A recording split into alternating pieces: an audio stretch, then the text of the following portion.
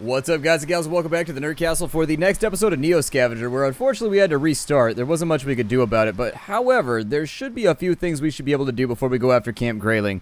So Camp Grayling, I will warn you, is the final part in this whole quest. Like, it is the last thing that you're going to do in the game. So do everything else that you want to do before you go to Camp Grayling. I know we haven't been to Murga's Realm, and we haven't done, like, some of the weirder stuff, but Murga's Realm can actually require, like, specific builds and things like that. I mean, we can give Murga's Realm a go. It's just kind of like we're risking our run if we do, for no real benefit. Like, Murga's Realm is, it is what it is. It's kind of cool, but other than that, it doesn't really do anything for your playthrough, as far as I remember. I could be wrong, I guess. For now, what we need to do is we need to make a couple of tinfoil suits. And so while we wait, I may actually just like throw something on the ground right here and see how this goes. I mean, we might get eaten by a dog, man. There is the possibility.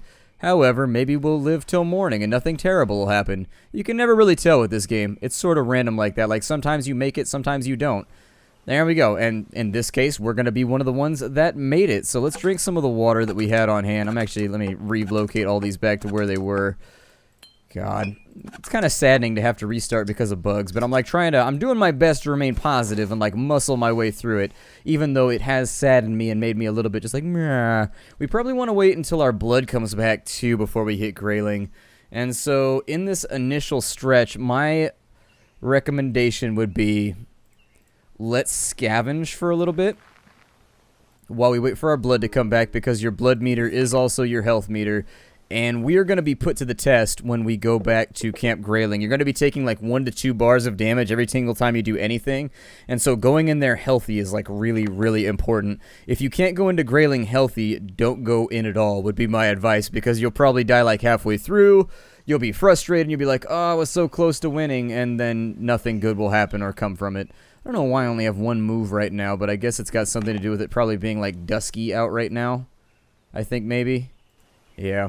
Probably have to wait until it's light out before we can get all of our moves. Do we have any locked storage sheds? If there's no locked storage sheds, I'm not really going to spend too much time concerning myself with it. However, what I will try and hit is anything in the region that we've already scoped out. So on this side, we already hit that spot right there. We want to watch out for dogmen. I'm going to try and stay on the periphery of the forest for right now, just because dogmen can do terrible things to you if you get too far up inside of it.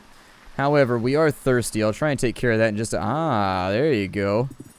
There's locations where we will very likely find enough loot to make some cash. I mean, one of the other things I would recommend is probably going back to Detroit and trying to fix whatever problems you have. So if you have myopia, if you have like, you can give yourself like infrared laser eyes and like a bunch of other really cool stuff.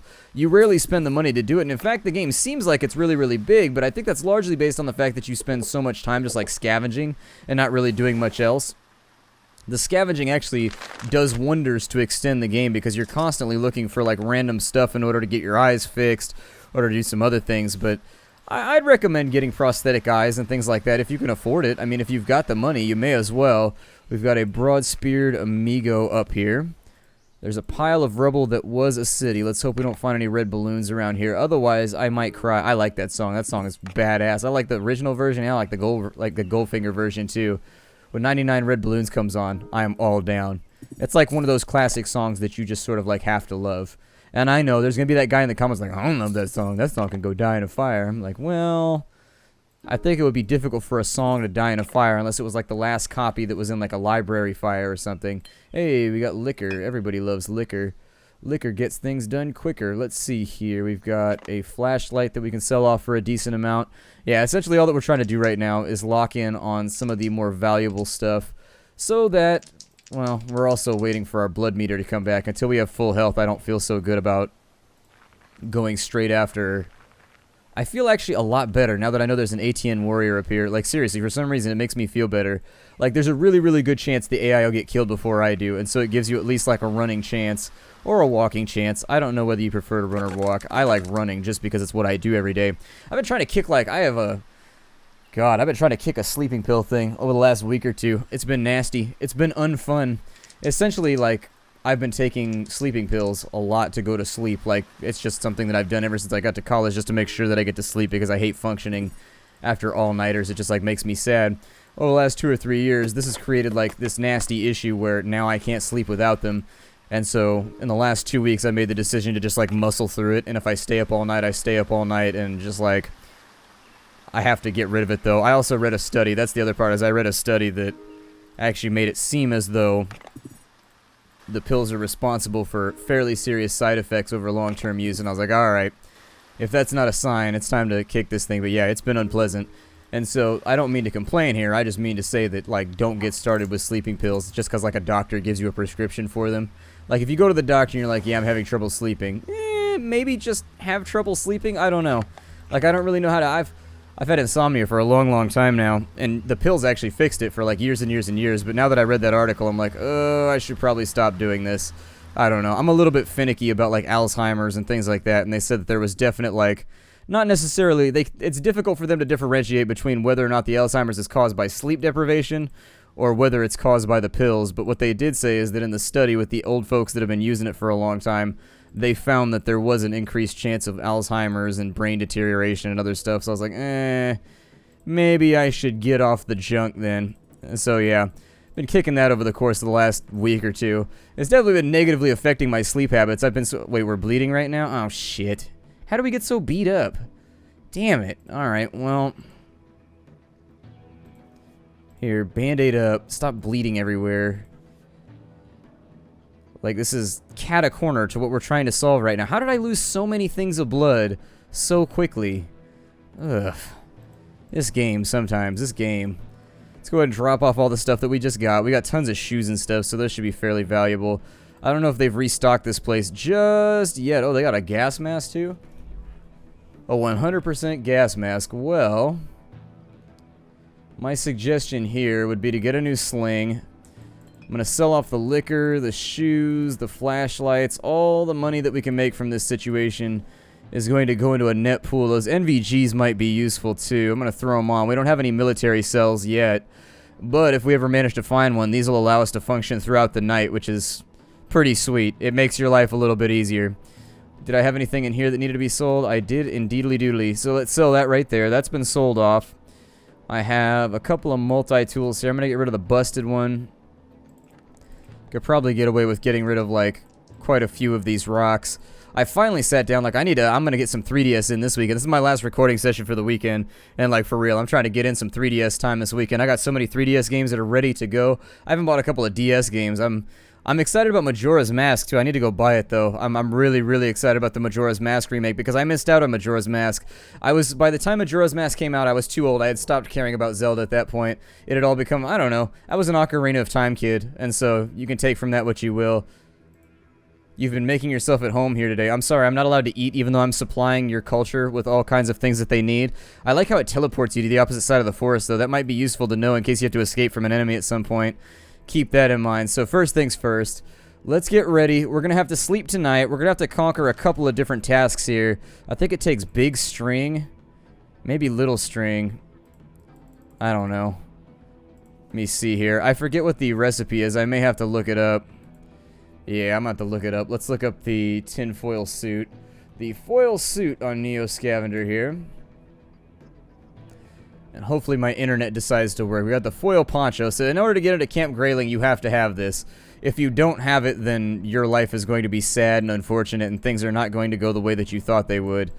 I don't need any of this here. Get out of the inventory. There. Oh my god. Please do what I'm telling you to do right now. Alright, so we need to convert this all to little string. And so there it is. The little string hath been crafted. We'll pick up as much of this as we can, but we've got so much foil that I'm going to make a couple of suits, actually. Hopefully to protect us from the VMADs that is contained inside of Camp Grayling. If you don't know what a VMADs is, it's like a weaponized microwave. That's all that it is. It's like a weaponized... You'll see.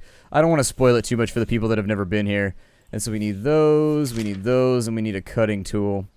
So we'll throw that in right there. We got a foil poncho. We should have enough for another one, too, I think. I'd prefer to make as many as I can. Do we not have enough? I thought it was 30 per poncho.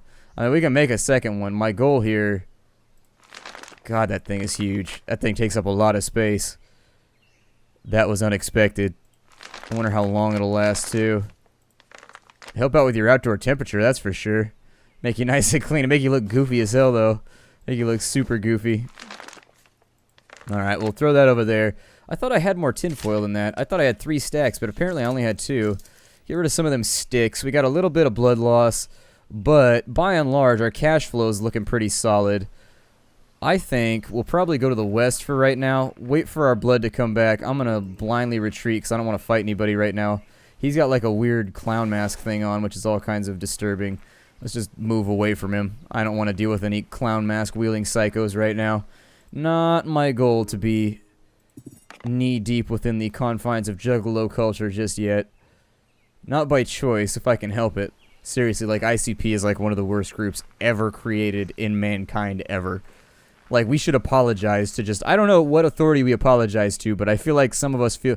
I feel like we should feel responsible for this somehow as human beings. Like, we should probably petition upwards to a higher power or something, just like, sorry. Like, this got out of hand. There are juggalos everywhere now. These terrible rappers, they just keep going. They've gotten better over, like, the last 20 years, but if you hadn't gotten better in 20 years... I mean, I can't really say much about that. Let's get well rested for a little bit. I'm going to try and get some of our blood back, but it's not going. It's going so slow right now. Oh, God. It's going to take us forever to get our blood back. I want my bloody back, bloody back. I guess I could fix it by going and getting a blood transfusion over at Detroit, but that's a long-ass walk, and it's a lot of money, and I don't feel like doing it. I would rather just scavenge up whatever cash we can get over here. We also need to keep an eye on our shopping cart, because when it breaks, we might get hit with that bug again. And it's not something that I'm excited about tempting fate with. Let's go over here. We got edible berries right there. We got edible mushrooms. Probably just drink some bad water because I already have lots of antibiotics, so I'm not really going to worry about it. Probably just chill right here until morning maybe. Yeah, there we go. That's a spot we can scavenge. Lots of buildings we can run around in. We went through a floorboard. We'll want to fix that right away. So, oh, a Nuka-Cola. Hell yeah. Let's drink a Nuka-Cola right now. I can't go without Coke. I love Coke. It's one of my greatest, most favorite things ever. Not like, actually, I like Pepsi better, but I like both. I'm not one of those people that's like, I only drink Coke or I only drink Pepsi. I'll drink whatever. It's all good. If you serve me a beverage, I like most of them. Like, I have a hard time thinking of, like, sodas that I don't like. I enjoy some root beers. Oh, my God. And so, bad luck right here again. The RNG, I hate how many roof collapses and stuff there are. Like, really, it's irritating. Like, how clumsy how much of an idiot is our character? Like, really? Like, that's always my question, is, like, our character is really just a bumbling moron, isn't he? Like, how do you mess this up? Like, how do you mess this up? As a roofer, I'm asking you sincerely, like, I was a roofer. It's kind of a dangerous profession. And yet I never managed to, like, maim myself, wound myself, or destroy myself over the course of my 5-6 years on a roof. And there were lots of, like, exposed holes, like, you could fall through. Like, it happened to other guys. It didn't happen to me because I'm not an idiot like that. I mean, we used to, like, it was mind-blowing sometimes. I will tell you a story here. One time, so the basic way that a roof works is that you've got plywood on top of the structure of the house, which goes over, like, the attic and the insulation and all that. Once you've got that in place... You've got felt over the top of that normally. Once you've got the felt in, what you do is you put down either these long wooden sticks called battens, and once you put down battens, you do the tile work, and you can put tile on. Very few people are doing tile nowadays, though, since the economy went down, because tile's expensive as hell. Like, tile is like ballin'. Like, if you spend money on tile, you're willing to spend a lot of money on your roof, and so not a lot of people are doing it nowadays. Anyways, but usually what happens is you have the plywood, then you have the felt, and then you just put shingles down over the top of it, and you measure them out. You got, like, I think it was... God, what was the measurement back when I used to do that? I don't think it really matters. Like 5 3/8 of an inch spacing or something like that. It was weird. No, it wasn't. It was something smaller than that. Either way, it doesn't matter. It's irrelevant to the story, and so we're going to snip out with it. Anyways, my point here is that one time, just to show you like the caliber of individual that you work with sometimes on a roof here, just the intellectual titans you will normally be sparring with. Essentially what had happened is we put the plywood down, but due to a problem with the plywood, we had to cut out a chunk of it, but we still had to lay down the felt. And so we laid down the felt, and the first day somebody fell through the felt, even though like we took like a big red marker and duct tape and put a big circle around the spot with duct tape, and then next to it with red spray paint, we said, don't step here. Next day somebody stepped on it and fell through it. Had to replace a bunch of the insulation and some other stuff because of it. Sent that guy home. We're like, all right, just go home. Just go home. Just can't deal with this right now. Got to redo a bunch of stuff. Next day, we cut an actual hole in it and just left it a gaping hole, then with silver duct tape still around it. Somebody else fell through it the next day and busted up his shin. It's just like, come on, guys. Really? Come on now. Like, y'all are grown-ass men falling through holes in a roof just over and over and over again after watching your friend who fell through the roof yesterday. George did. Alright, so why did you fall through the roof knowing full well that the hole was there that your friend fell through yesterday? I don't know. Yeah. Alright, so anyways, this is what I'm getting at here. Is that I feel like our character is somewhat of a bumbling moron. Like, things like this should not be challenging. This is natural selection at work. And just like being able to identify a situation that's safe versus unsafe, I guess that's what the safeness meter is for. And you could blame the whole thing on me, but the safety meter is green. The safety meter is green. I make sure to use a lighter every time. Oh good, we got melon heads running around. Still waiting for that blood to come back. We should probably actually, let's go into the forest and see if we can restock ourselves. Oh man, it's going to be dark. That's unfortunate. Well, a little bit of edible berries and some edible mushrooms, and then we'll drink that guy right there because why not?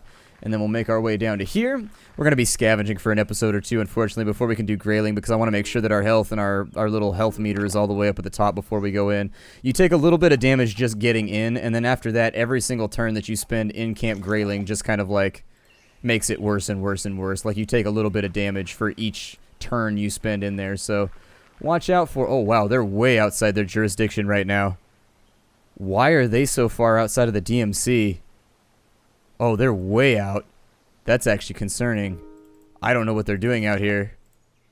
Like on away team missions or something. Out here trying to destroy people. We got Zolpidem right there. Don't want it. Can't take it. Won't keep it. I hope they don't bother with me. That's my biggest hope right now, is that, like... What seems to be the problem? Local gangs? Any gangs I should be watching out for around here? The guards seem suddenly interested. Yeah, definitely. Could be some crooked sprawlers around, but gangs aren't unheard of around here either. He looks past you. Bad mothers are the worst of them. Damn cannibals, you ask me. We get some butcher boys, too. Looking back at him. You just keep close to town, though, and you're better off. A message over the radio calls him away. I can't imagine living, like, in a refugee camp, though, like Detroit. Like, that's essentially, if you look at what Detroit is at this point in the game, it's a refugee camp. It's just a bunch of people who have no other choice huddled around a location in the hopes that maybe they won't catch a bullet on accident. It's sad. I don't know. I feel bad for people that are in situations like that, especially up in like Africa and other places. Refugee camps, like even the ones that are run by, you know, Salvation Army, and like the nicer ones that are run by charitable organizations still have the tendency. It's difficult to police a location like that, especially if it's in a place that does not have like the same culture that you come from. It's a rough situation to be in. It's rough. Very, very rough, and my heart goes out to anybody who gets stuck in a situation like that. Because people just like, I think the world makes a lot more sense if you just try and like dial in and be like, other human beings are doing the exact same thing that you're trying to do. Just get by.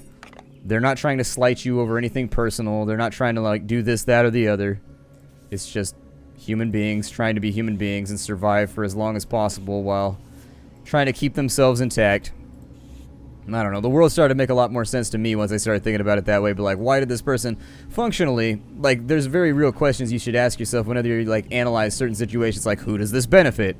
That's usually where I would start, is like, who does this benefit is a really, really good question to ask when analyzing any situation in the world. Looking for the person that's got like the most to gain or the most to lose from a situation can actually do a pretty good job towards like helping you figure out a situation. Where did my pills go? Oh no. Where did my antibiotics run off to? Did I not acquire them at this point? Damn, we might have to make a run back to Detroit anyways. Oh, that is unfortunate and saddening. It's a little bit of a downer. Let's go check out, we'll do something fun at the end of this episode. We'll do something we haven't done before. The area around the Allegan County Fair is pretty unassuming. Once sleepy neighborhoods with detached homes make up the bulk of the area, with streets lined by aging trees. Not much different than any other place you've walked by lately. But as you round Delano Street and turn up Park Drive, things start to feel off.